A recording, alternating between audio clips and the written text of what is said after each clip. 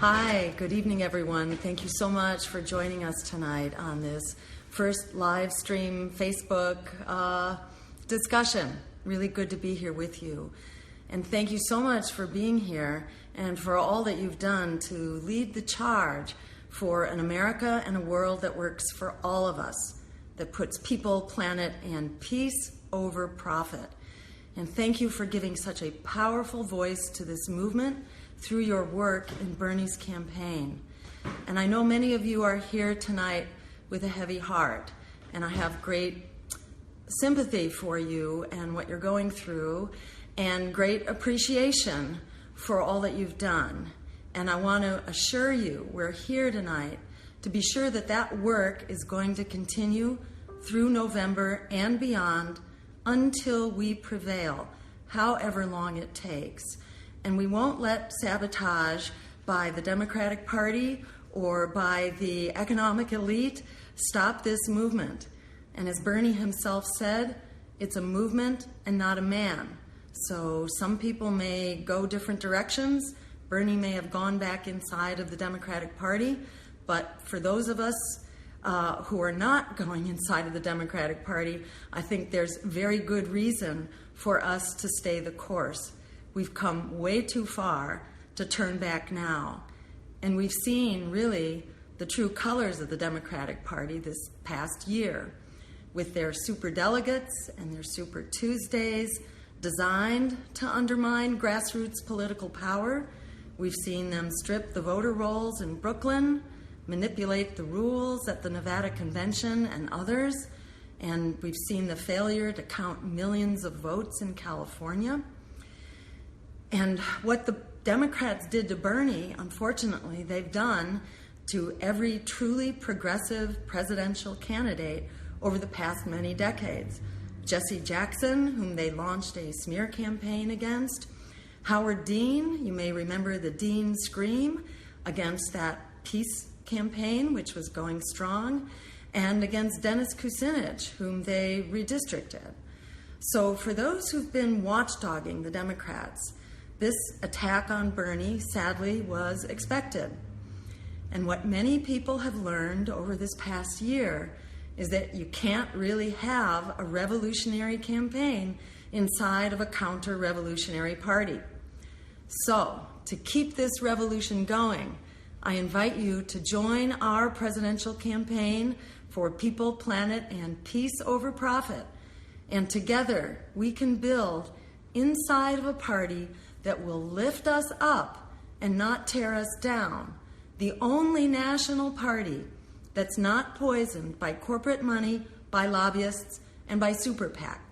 So we have the unique ability to stand up for what it is that the American people are clamoring for and what we need to survive, let alone to thrive. But we can have all of that, in fact, and together we can be an unstoppable force to make sure that we achieve that. And in fact, I want to remind you tonight that we already are an unstoppable force. They don't want you to know that, the powers that be.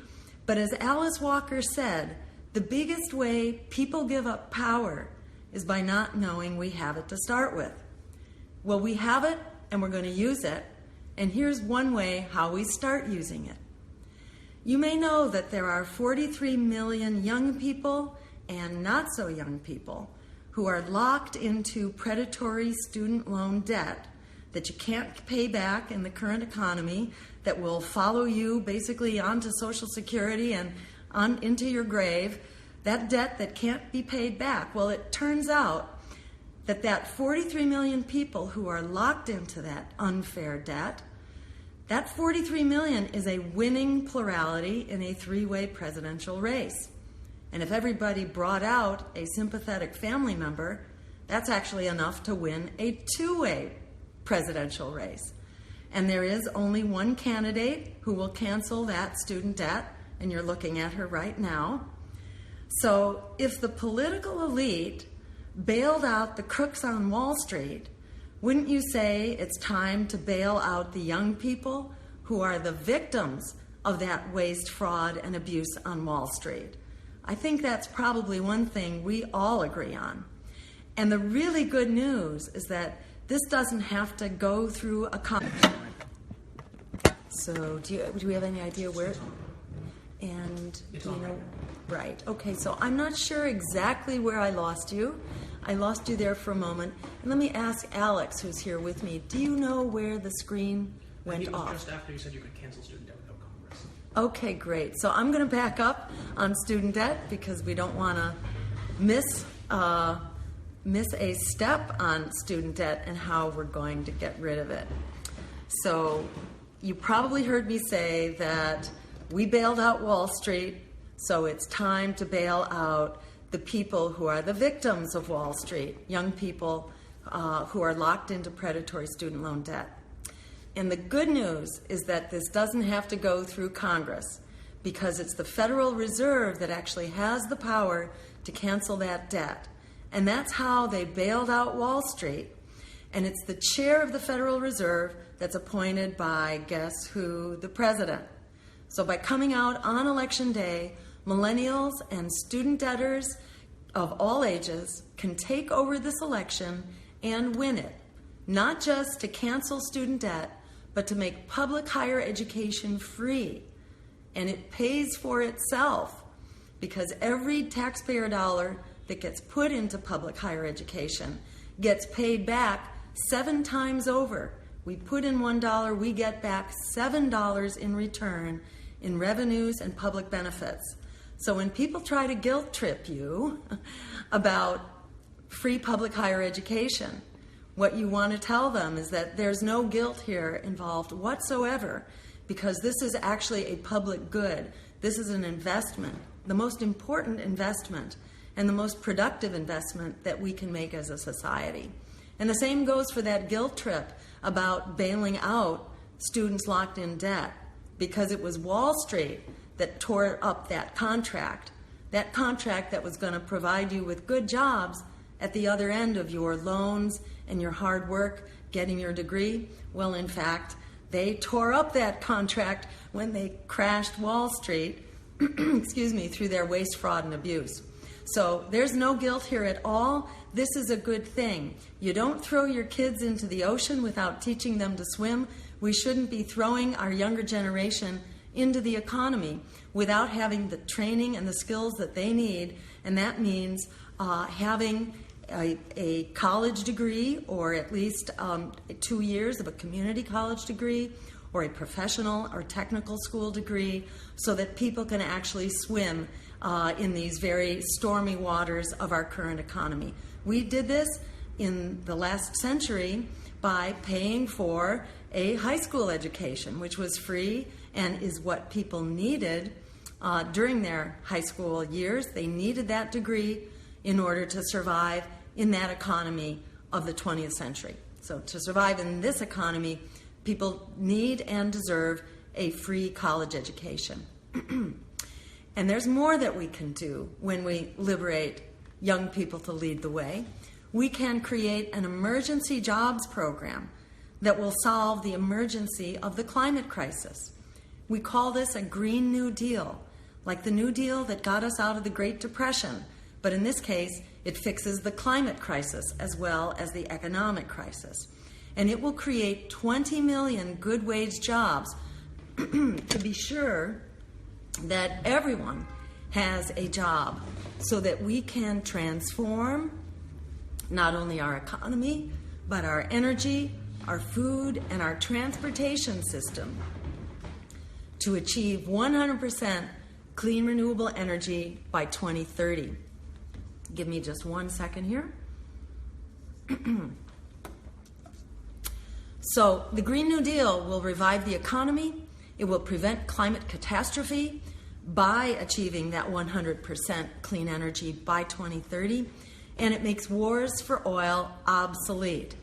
And it pays for itself in healthcare savings from preventing a large portion of the diseases that are caused actually by fossil fuels. So that's like asthma and cancer and heart attacks and strokes. All that gets prevented, which saves us enough money that it actually pays to create those jobs for the clean energy transition. And there's another emergency that we can and must fix. That is to end the crisis of police violence and racist brutality against Black lives.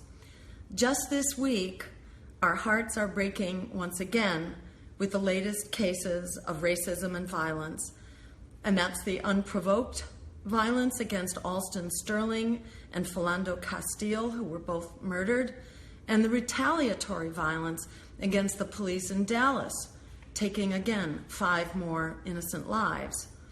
All of this adds to that long list of tragic assassinations that includes Freddie Gray, Eric Garner, Walter Scott, Tamir Rice, Sandra Bland, and so many more.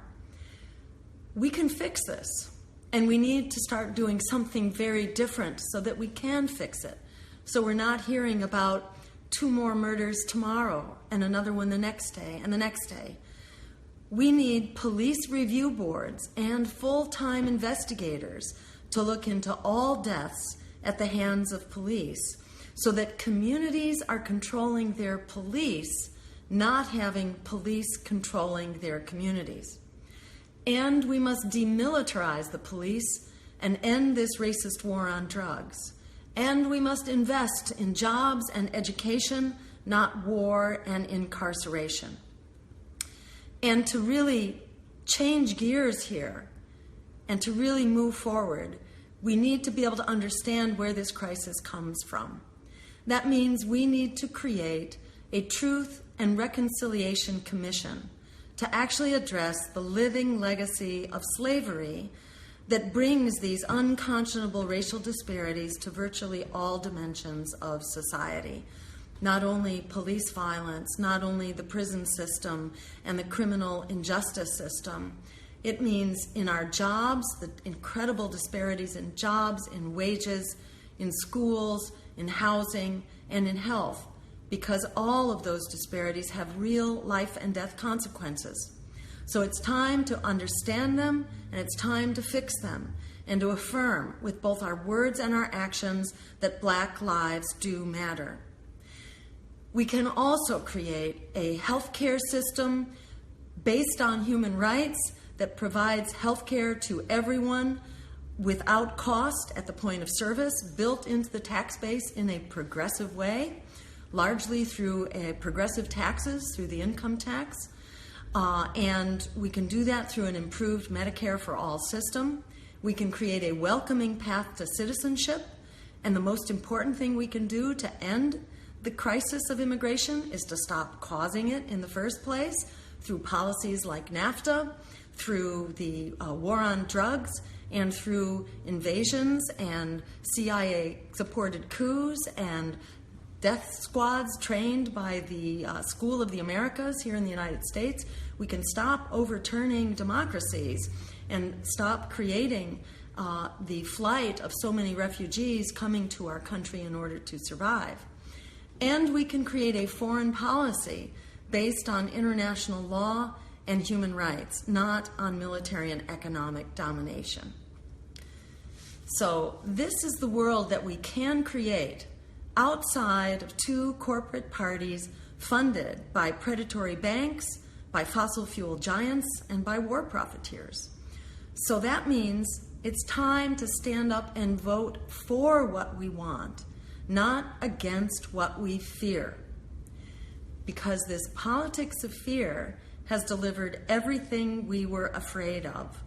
All the reasons you were told to vote for the lesser evil because you didn't want the massive bailouts for Wall Street and the offshoring of our jobs and the meltdown of our climate and the endless wars and the attack on our civil liberties and on immigrant rights.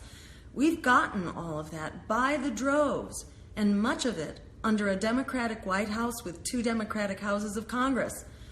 And we got that because we allowed ourselves to be silenced, and because we accepted this role of being powerless, and because we let the lesser evil speak for us. When we silence ourselves, we create a moral vacuum into which the lesser evil and the political predators run, whether they're greater evil or lesser evil. It's a race to the bottom between the 2 of them. And in fact, the lesser evil paves the way to the greater evil because people stopped coming out to vote for politicians who were throwing them under the bus, even if someone else could be doing it worse. People stopped coming out to vote, and that's exactly what's happened as we've seen state house after state house and congressperson after congressperson flip from being blue to being red because people stopped coming out to support a lesser evil party. And in fact, the surge of support behind Donald Trump itself is the direct result of the economic misery created by key neoliberal policies passed by none other than Bill Clinton with Hillary Clinton's full support. These are the policies of Wall Street deregulation that led to the 2008 crash, destroyed 9 million jobs, tricked 5 million people out of their homes. It brought us NAFTA, which exported another 1 million plus jobs. So another Clinton in the White House will only fan the flames of the right-wing extremism supporting Donald Trump. The only way to truly fix this is with real progressive policies in a mass social movement with a truly revolutionary political party to lift up the voice of that social movement and to give it political traction. As Frederick Douglass said, power concedes nothing without a demand. Never has, never will. We must bring that demand into the political arena. So thank you so much for the historic work that you've already done and for being here today to continue that work. And I hope you will join me in building this America and world that works for all of us. I hope you'll go to jill2016.com or to my social media, which you're at right now, and you'll join the team. You can do that on our website, jill2016.com. You can pull down the volunteer form and you can sign up. And there's great stuff that you can do. You can help with the petition drive. You can get us on the ballot in several states that are still fighting these petition drives as the establishment parties sort of pull rank and they grandfather themselves in and they keep political opponents off the ballot. We don't call that democracy in other countries. We call that tyranny. So we need you to help fight that. You can make a financial contribution to tell the world that this movement is alive and well. And today we have just gotten a surge of $27 contributions, which I think is sending a message how this movement lives on. You can help us spread the word by writing letters to the editor, by commenting on articles that are posted online. And let me also mention we have job openings for youth and assistant communications directors. And if you have experience in that, please send us information. You can find those job postings on our website as well. Also, you can join us in Philadelphia for the Democratic Convention, where we will be outside having the People's Convention in the streets and building the resistance to the campaigns of oligarchy and the campaigns of economic elite that are flourishing inside of the Democratic and Republican parties. You can also join us in Houston, where we will be having our Green Party nominating convention in the first week in August. And above all, please sign on to our campaign to open up the debates. We have come up really fast in the polls from about 2% now to 6 and 7%, just on the power of your networking, because the corporate media is still largely not covering us. We're going to need to force them to cover us, and we do that by standing tall and by standing strong and standing for what it is that we need and what it is we deserve. By joining our Open Debates campaign, you'll be part of a network that will be coordinating action. I was arrested along with my running mate, Sherry Honkala, in the last race, trying to just get into a debate, to bear witness to a debate where I should have been on stage as a candidate on the ballot for almost 85% of voters. They deserve to know. Voters deserve not only to have a right to vote, but we also have a right to know who we can vote for. So that's why we got arrested in 2012. And there will be action coming up in this debate as well. It will start earlier and it will happen more often, and I think it will happen in good company. So if you would like to be part of this resistance for democracy, please join us. So I'm getting the signal that we're about at time to open up for your questions and your comments, and I'll just close saying that I'm so honored to be with you tonight and to be working with you. In this race, we're deciding not only what kind of a world we will have, but indeed whether we will have a world or not. Between the nuclear arms race, again revived by Bill Clinton, who pulled out of nuclear disarmament talks by ending the anti-ballistic missile treaty and our part in it, Barack Obama, who has called for $1 trillion budget now to create a new generation of nuclear armaments and modes of delivery, an extremely dangerous development. Or the climate meltdown, which is proceeding faster under a Democrat in the White House than it did under George Bush, or the expanding wars that we're looking at. It is a race to the bottom between the greater evil and the lesser evil. The clock is ticking. Democracy needs a moral compass. We need to stand up and provide it.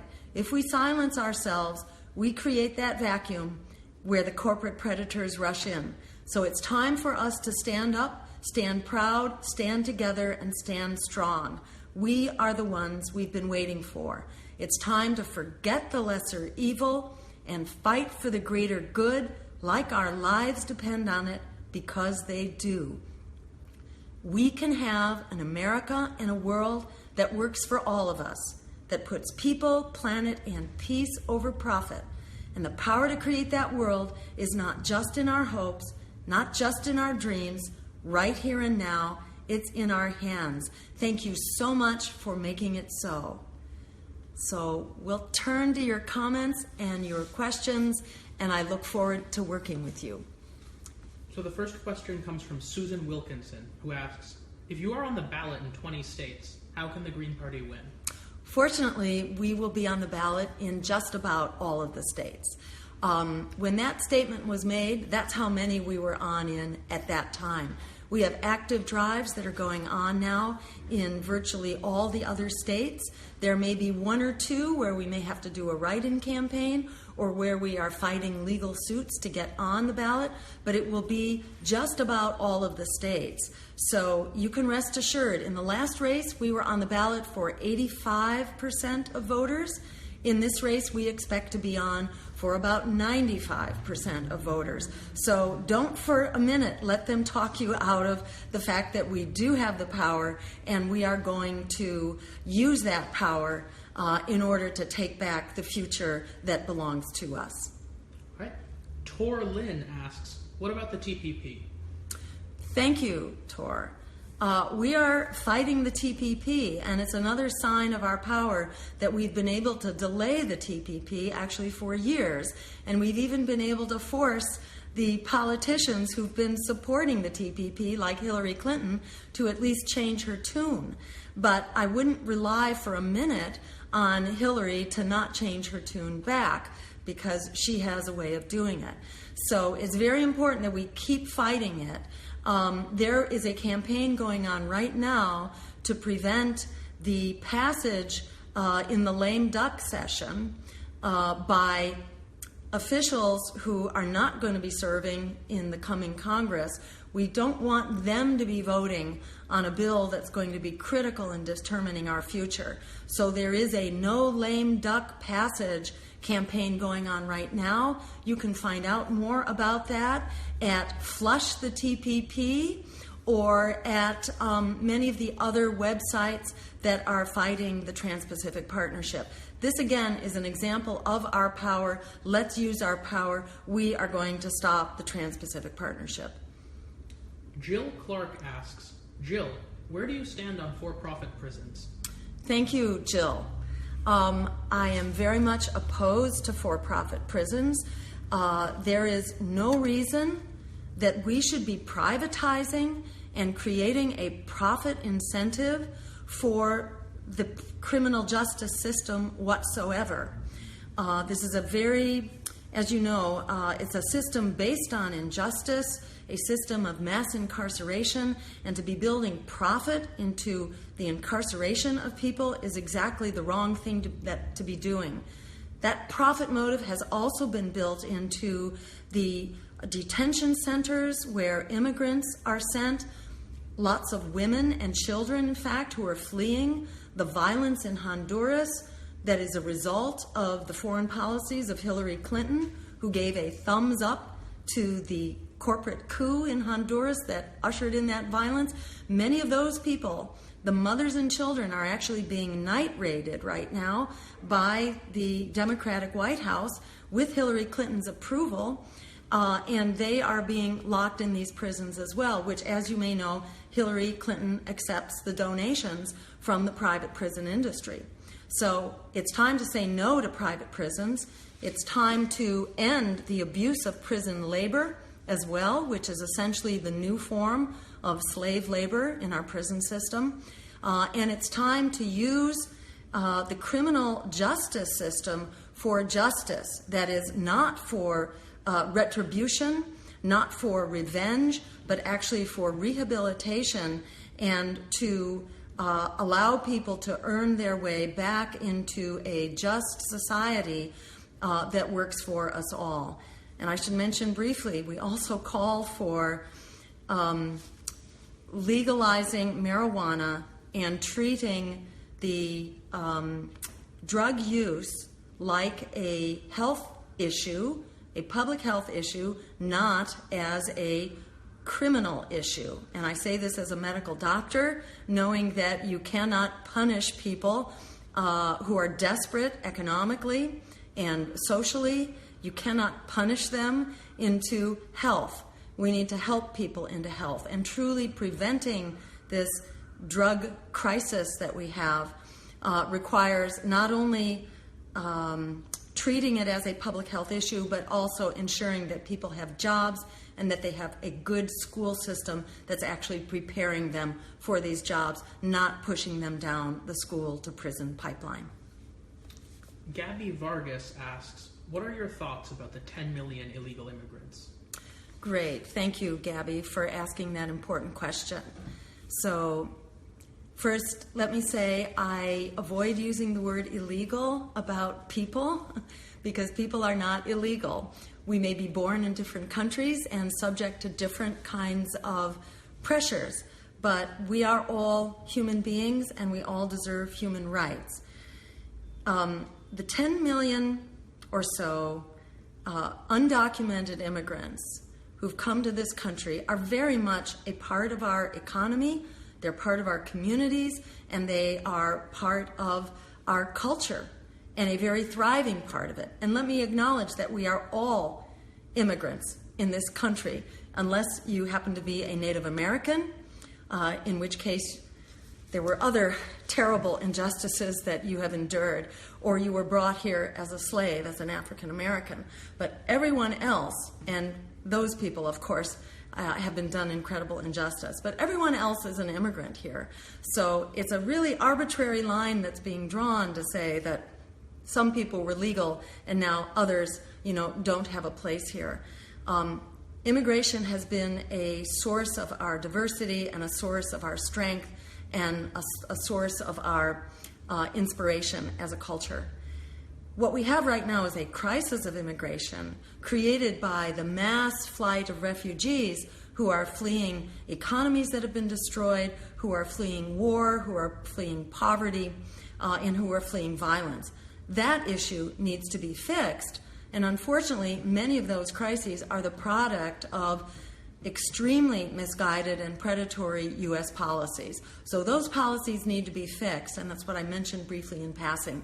We need to stop overturning other democracies, stop invading other countries, end NAFTA and other predatory trade agreements and create fair trade agreements instead, and also end the war on drugs, which creates incredible violence that has also caused so many people to flee to this country. So we can stabilize this mass flight of refugees and ensure that we are helping other countries become just and sustainable places where people want to be. We need to be helping to stabilize the world. We should be a force for good, for humanitarian policies around the world, not for destabilizing other countries by seeking to dominate them economically and militarily.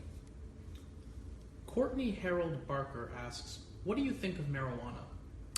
Okay, so what do I think of marijuana? Thank you for that question, Courtney. As a medical doctor, what I can say is that marijuana is a substance which is dangerous because it's illegal. It's not inherently dangerous. Certainly, it's less dangerous than other substances that are perfectly legal, like alcohol and tobacco.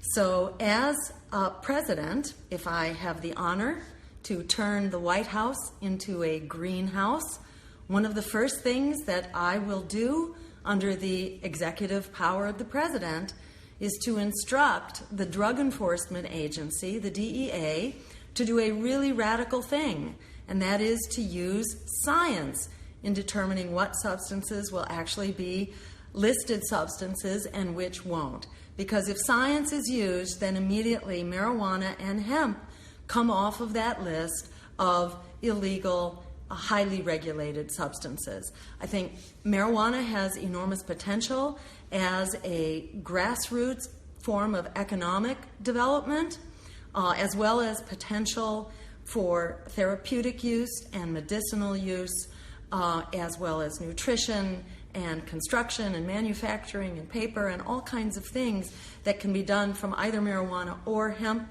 Extremely useful raw materials that should be available to everyday people.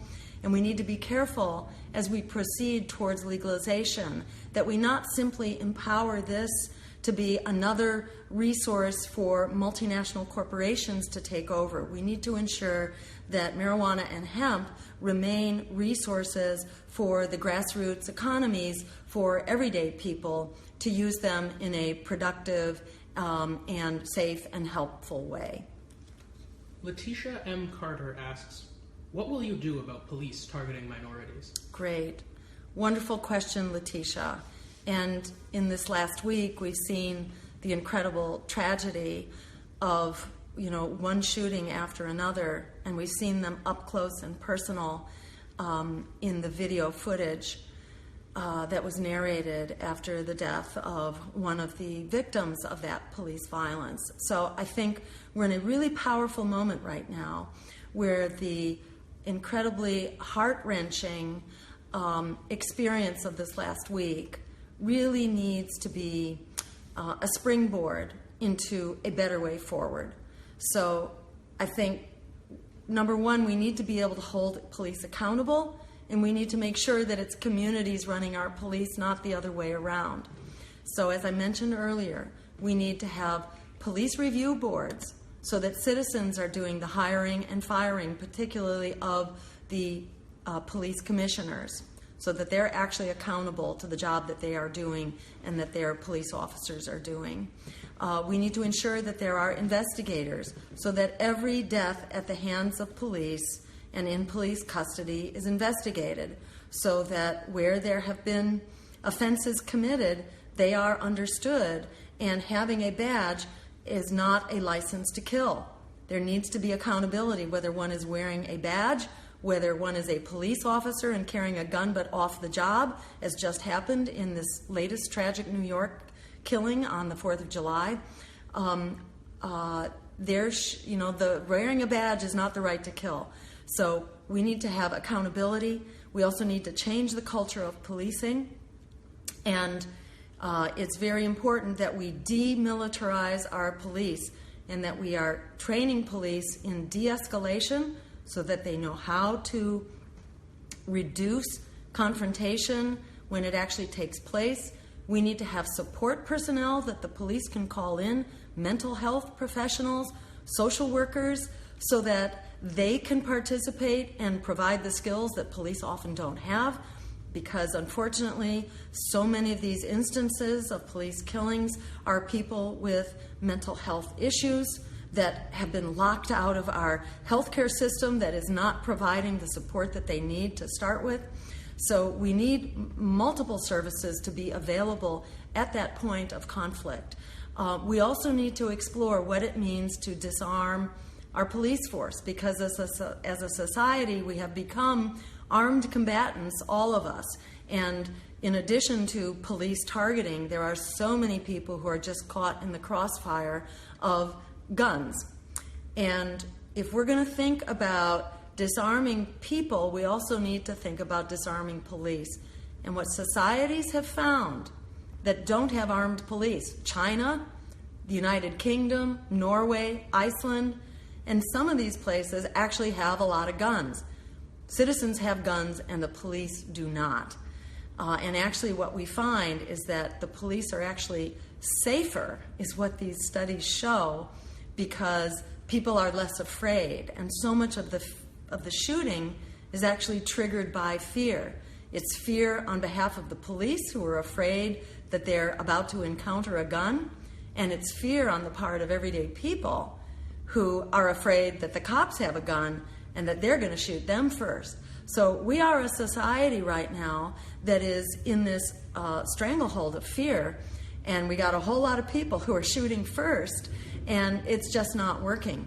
So to get to the bottom of this, we need a Truth and Reconciliation Commission so we can get to the bottom of the legacy of racism that goes all the way back to slavery and lynchings and Jim Crow and segregation and redlining and all that, this continuous stream of prejudice. We need to understand it and come to terms with it. And we also need to come to terms with the fear and the armaments that have really created this society of armed combatants now. We're going to have to deal with both of those things if we really want to get a handle on this problem. Thank you for asking that important question. Hannah K. Darlene Norton asks, will you support pardoning Snowden?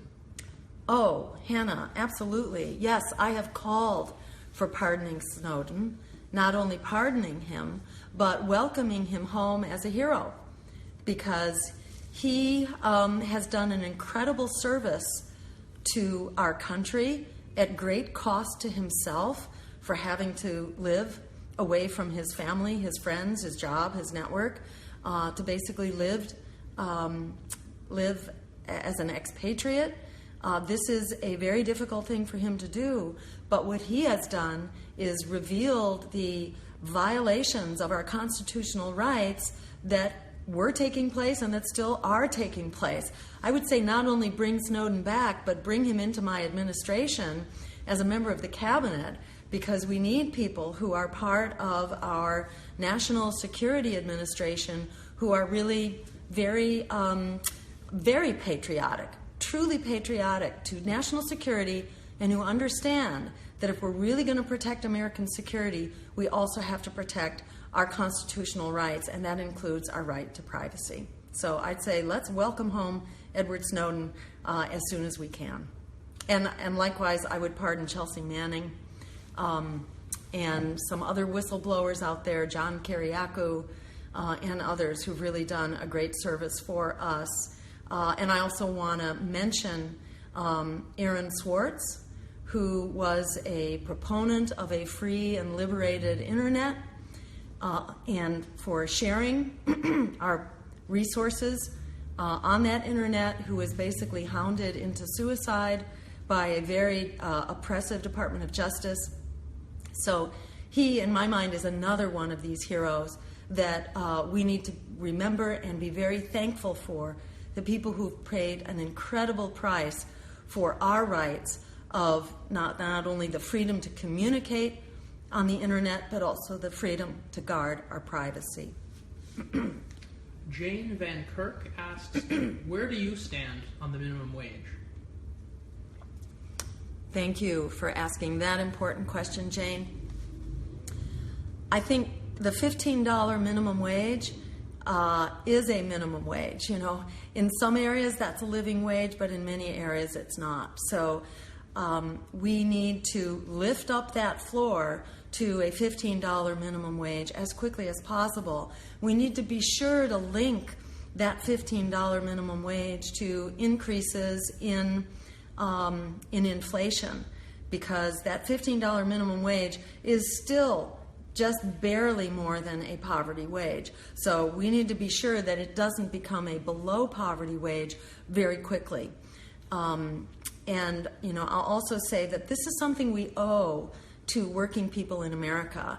If you go back to the 1960s and you adjusted the minimum wage for the growth in productivity of our economy, for the work that working people have been doing, the minimum wage would be well above a $15 minimum wage. Actually, linked to productivity, it would be above a $20 minimum wage right now. So I understand that for some small businesses this is a stretch, but we have to remember that working people have really been stretched, and that it's going to strengthen our small businesses, because by ensuring that workers, particularly workers in large corporations who are making big profits and not paying their fair share, we can ensure that that money is coming back in to people at the grassroots level of society. They have the spending power that actually stimulates our economy, that actually provides the purchasing power that stimulates those other small businesses. So this is a way to prime the pump that's going to help the economy work for all of us. Grace Ann Parks asks, Jill, what made you get into politics? Thank you for asking, Grace. What made me get into politics? So you say two things. One is I'm a mother on fire.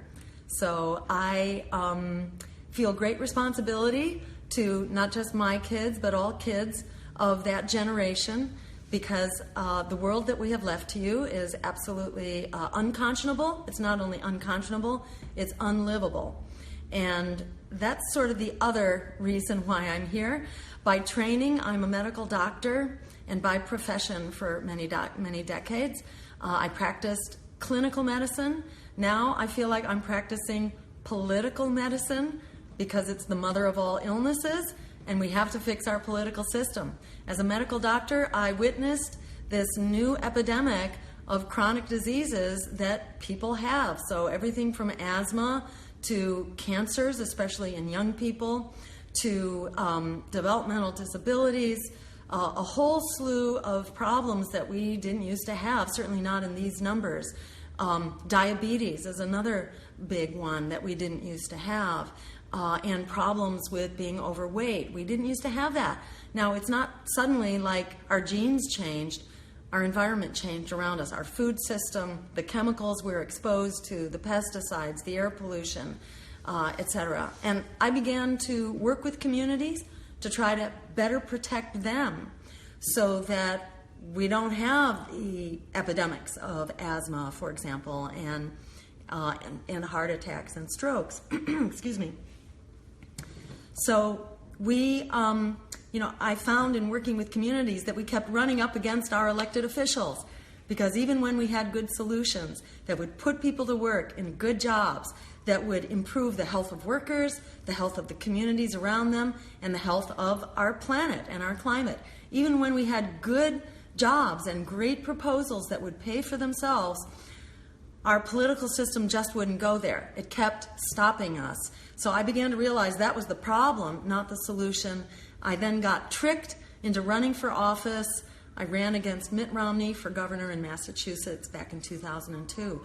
And in that election, I discovered that that people are so hungry for a real politics that's of, by, and for the people, where you're not just a robot with your talking points controlled by your corporate donors, that in fact this is the power that we have. People are really clamoring for an America and a world that works for all of us. And I myself have come to understand that we're on a small boat, and we don't get out of here alive unless we're actually creating a system that's going to work for all of us, an America and a world that works for all of us. So that's why I'm in it, for all of us to work together and to really create a system change at a time that the American people are clamoring for this system change. You couldn't have a better time. Inordinate and unprecedented need at the same time that the majority of people are clamoring for something different, a majority of people have rejected the Democratic and Republican presumptive nominees. Even their own supporters, in large measure, do not support them, but are mainly opposing the other person. Democracy is not just what we don't want or not avoiding who we fear the most. Democracy has to be our affirmative values. And the great thing is that if we stand up, we actually have the numbers that we can prevail, simply by getting the word out, especially to young people in debt, but also to immigrants who vote. 43 million people locked in student debt whose only solution is our campaign. Add to that 25 million Latinos who vote, who've learned that the Republicans are the party of hate and fear-mongering, but the Democrats are the party of deportation and detention and night raids. So there are a lot of people out there that are looking for another way forward. If we can get the word out, hold on to your hat. Instead of being the underdog campaign, we could wind up being the top dog campaign and taking back a future that actually works for all of us. Thank you. Jose Gonzalez asks, there has never been a champion for Puerto Rico in the White House. Will you help? Yes, and are we back on? Okay, I think we're back on. Lost you almost for a moment. But a very important question. So yes, it's time to stop colonizing Puerto Rico. It's time to stop exploiting Puerto Rico, which is the same thing as colonizing. Puerto Rico has provided a more or less tax-free environment for U.S. corporations for quite some time. It has provided low-wage workers. Corporations have been free to pollute in Puerto Rico to devastating impact.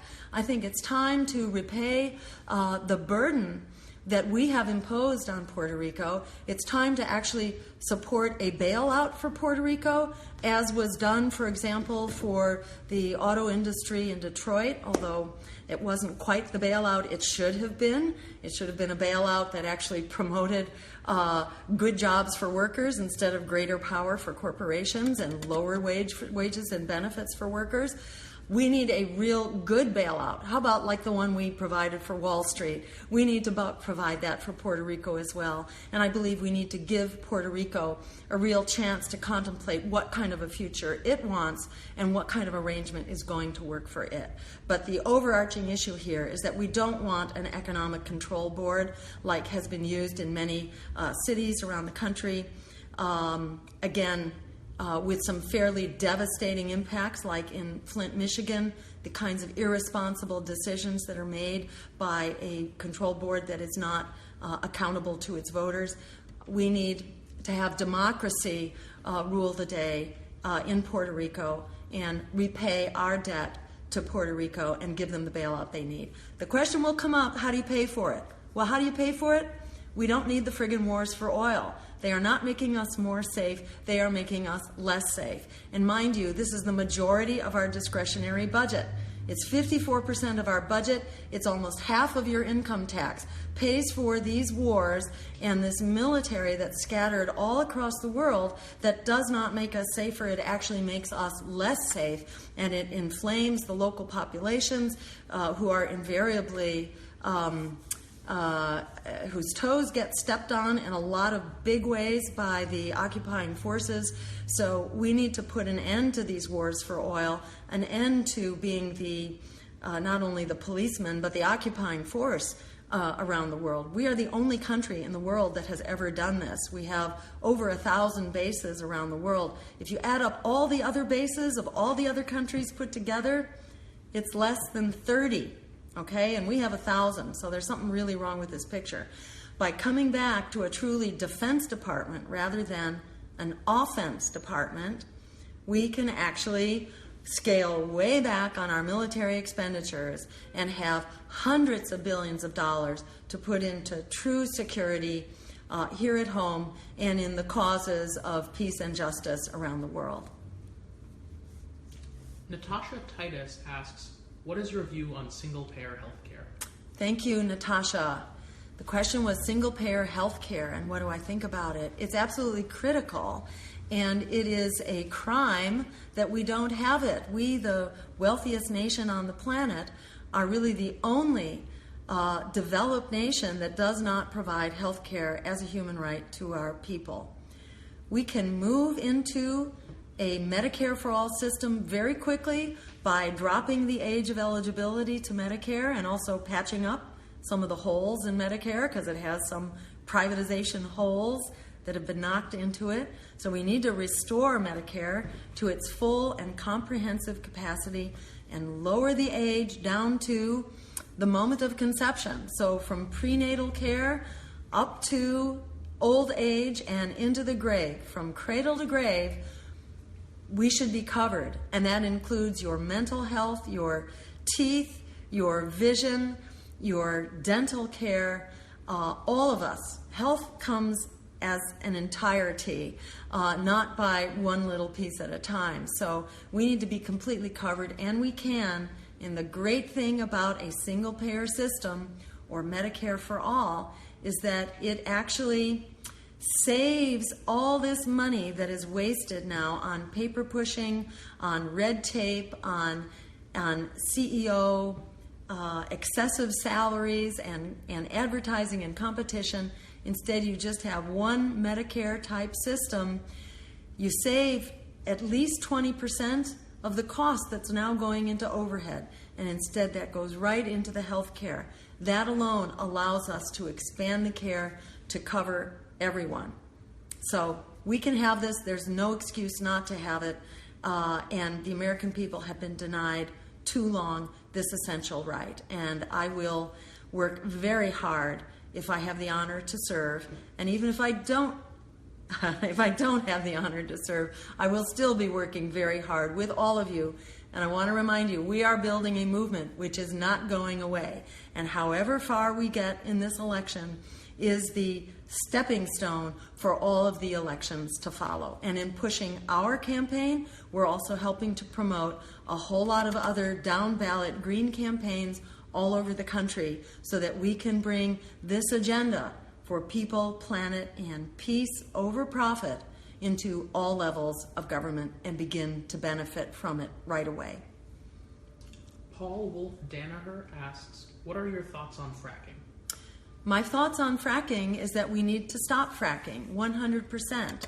Fracking is very dangerous, and in fact, as part of our Green New Deal, our proposal to reach 100% clean renewable energy by 2030, that's wind, water, sun. No fracking, no offshore oil, no mining of the Arctic, no extraction on public lands, no pipelines. We stop that all, and we begin to do that the minute we take office. So that the minute we turn the White House into a greenhouse, we stop the expansion of fossil fuels then, and we begin to pull back. And we invest in 20 million jobs that are going to convert us on an emergency basis to clean renewable energy, because the science tells us we don't have time to beat around the bush here. Most recent science that came out of NOAA, the National Oceanic and Atmospheric Administration, is this. They said they received an oh my God report from the Antarctic. And what that oh my God report said was that on the path we're on, we can expect as much as 9 feet of sea level rise by 2050. Now, I know a lot of people who are listening tonight intend to be here in 2050. That's not so far away. So it's really important that we mobilize right now to be sure that we have a 2050 that we can survive in and that we can thrive in. Are we back on? Okay, great. We are declaring a national emergency so that we can begin right now an emergency transition within 15 years to phase out all of our fossil fuels and our nuclear power as well, and move to 100% clean renewable energy. When Pearl Harbor was bombed at the outset of the Second World War, it took us 6 months to transform the economy to a wartime footing because we understood we were in a state of emergency. Okay, that was 6 months. So certainly in 15 years, we can do another transformation of our economy, off of a wartime footing and off of a fossil fuel footing into the clean, renewable energy economy that is consistent with an America and a world that works for all of us. So I think we have time for about 3 more questions before we hop on to Tim Black's show. Jake Downey asks, is green energy a viable option for a whole country, and will those jobs stay available forever? Yes. And let me say, green energy is a viable option if we actually treat it like the national emergency it is. Because if we don't have green energy, we're not going to make it. We need to pull out every tool in the toolbox right now to zero out our fossil fuels. Because of these consistent warnings now from the science, and it's not just that latest report, the Oh My God report. It was also Jim Hansen, the foremost climate scientist in the Western Hemisphere, his report the year before that had a similar prediction. So this is something we don't have a choice about. It's something we have to do, and it's something we can do. And by simply stopping these needless wars for oil, instead we can put those resources into making those wars for oil obsolete, and we can ensure that we make this transition in the time frame that we need to. So it works. These jobs, some of them, once we have installed wind towers and solar panels, there will be other work that we need to do. So our point here is to let's deal with this first emergency right now, which can put everyone to work. But it's not just in clean energy. It's also making sure that we have the schools that we need, that we have the housing that we need. So there are a whole variety of things we have to do in order to be sustainable communities. And that's the overarching mission of the Green New Deal, is to be sustainable. And in order to be sustainable, people need to have work. If there's not work for people to do, then we have other questions to ask, and we may be in a new paradigm at that point.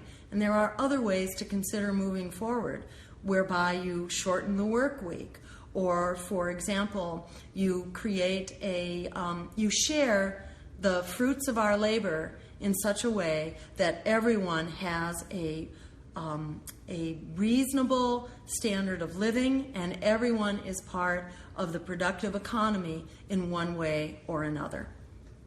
And on a slightly lighter note, Danny Brexton says, real issue here, Beatles or Stones? Oh, that would be a really hard one for me to choose. I say both. Thank you. And for our final question, Sean Reynolds asks, do you have a plan to fix our broken voting system? Thank you for asking that, because that's a really important point. We can fix that broken voting system. And let me mention one thing we can do right now, because we are in the process actually of creating a campaign around this specifically.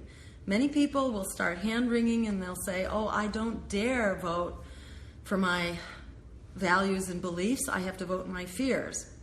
We say, well, look what your fears have done. The politics of fear, voting your fear, brought us everything you feared. The meltdown on Wall Street, the meltdown of our climate, the offshoring of our jobs, etc. We have to lead with our values. So we need a voting system that actually lets us lead with our values for those who aren't ready to stand up. And let me also say that the most powerful thing we can do to get a change in our voting system is to show that we are not going to back down. We are not going to be intimidated. Because if the Democratic legislatures in the various Democratic states around the country, if they understand that we're not going away, then they will change their voting system. And the first thing we're asking for is a system of ranked choice voting that lets you do exactly that. For the president, it lets you rank your choices, so you could vote your first choice first, which might be the underdog campaign, and then your safety choice second, whoever that might be. And if your first choice loses, your vote is automatically reassigned to your second choice. So there's no spoiling of the vote, there's no throwing your vote away, and so on. We could have this right now. Any legislature could pass it. The first time I ran for office, for governor in Massachusetts, I worked with a progressive legislator, Democrat, to file that bill, but the Democratic legislature wouldn't let it out of committee. Why not? Because they rely on fear. They have to be able to say that they're better than, the greater evil. Well, why do they have to do that? Why do they have to coerce you into voting for them? Only because they're not on your side. They are not going to deliver what you actually want and what you need. So the fact that they rely on fear is enough to tell you that you should not be voting for them and they do not deserve your vote. So by pushing hard on ranked choice voting, we get them to actually stand up for which side they're on. Are they with us or are they not with us? Do they rely on fear, or would they actually like to put forward a progressive agenda and support our democracy and democracy reforms? So ranked choice voting is one piece. We need to get the money out of politics so that we have a voting system that's not corrupted, where our politicians are not on the take from